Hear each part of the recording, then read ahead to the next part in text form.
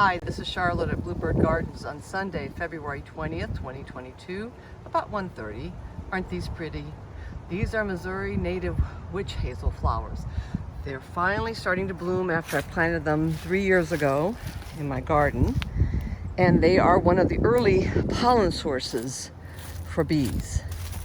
Now look, we're going to talk a little bit about substitute pollen feeding today, because I know several of you have asked about that. So here's pollen substitute. It looks like a yellow flower. And then here are the sugar cakes that I make for my bees, where I include a little bit of pollen in the sugar cakes. And in this case, I've just put some water on them, the sugar cakes, to make sure they're not too hard for the bees. So here's the challenge. If you start giving them this pollen substitute, you are telling the bees that spring is farther along than it is, so that triggers the queen to lay more and use up more space in the hive. Now that's okay if you know what kind of spring we are going to have, but we don't normally know that.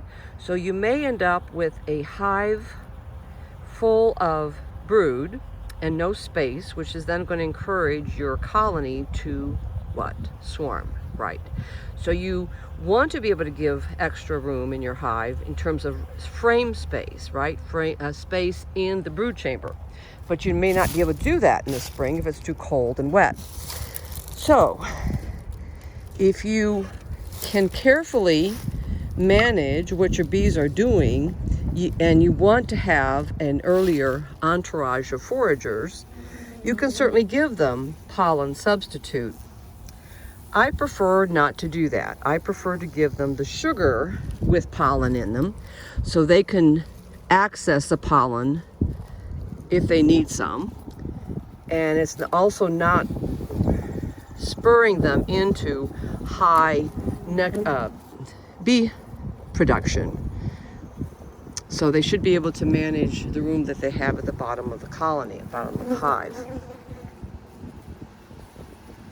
There we go. This is an old sugar patty I put in earlier this year.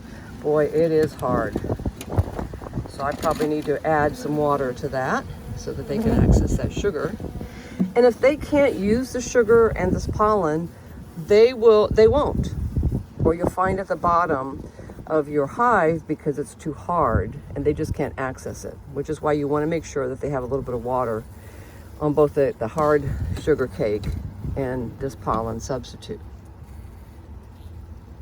So I have found over the years that I do better putting my little pollen substitutes, a 1/4 cup, I think, per 11.5 or 11 1/4 cups of sugar.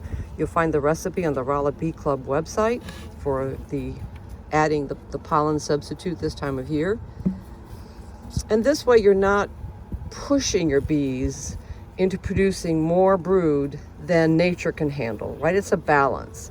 Nature triggers the plants and the bees, and they're connected. So you want to have more plants out there producing pollen to feed the bees as they're increasing their sizes. If they don't have that, you run the risk of cold weather moving in. The bees can't protect the brood. They'll stay over the brood versus consuming honey or even sugar cakes, and they'll die. And that's one of the things that happens this time of year. So don't encourage that. If you can wait, just let nature tell the bees when they should be adding numbers. And if you really can't contain yourself, add pollen patty in the sugar cakes, not straight pollen patty. The other thing is you don't want to open feed. And open feed means leaving pollen out like this, because that means bees will come along from different colonies and mix and maybe share viruses and diseases. So it's best not to open feed. And I added this little stick in there just because I had this open so that you can see bees. There we go, there's one packing her pollen baskets. You don't want them falling into the pollen because they can get coated in it and not easily come out. So you want to do everything you can to protect your bees in whatever it is that you're doing for them as a beekeeper.